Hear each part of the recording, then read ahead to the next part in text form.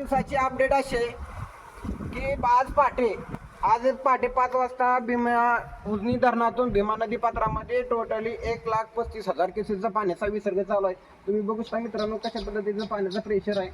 आणि तिकडं त्या साईडला म्हणजे टोटली नदीच्या दोन्ही साईडला जेवढं क्षेत्र शेती आहे त्या शेतीचं नुकसान मित्रांनो चालू झालेलं आहे. तुम्ही बघू शकता ऊसाचं असेल, केळी बागात असेल किंवा जे काही क्षेत्र कडचं जे क्षेत्र आहे त्या क्षेत्रामध्ये पाणी घुसलेलं आहे पूर्णपणे. तिकडे बघा कृषी पंपाचं म्हणजे तो शेतकऱ्याचं पण नुकसान अशा पद्धतीने चालू झाले.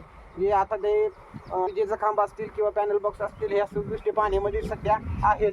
आणि विशेषतः इकडे पण तुम्ही बघू शकता कशी.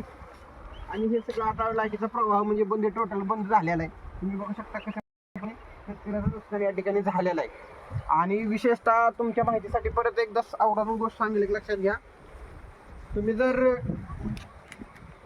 भीमा नदी पात्रावरती कोणत्याही बंधारा असेल किंवा पूल असेल त्या पुलावर जर प्रवास करत असाल तर अजिबात प्रवास करू नका. ज्या ठिकाणी आहात त्या ठिकाणी तुम्ही सुरक्षित राहा.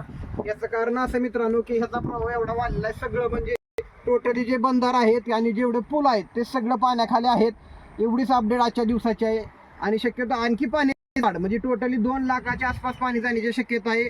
आणखी रोड पण डांबरीवरती पाणी जाण्याचे जास्त चान्सेस आहे. त्याच्यामुळे तुम्ही हे प्रवास करू नका. एवढीच आजच्या दिवसाची अपडेट आहे. चला तर आणखी जर या ठिकाणी पाण्याचा प्रेशर वगैरे वाढला तर अपडेट दिली जाईल. चला बाय बाय.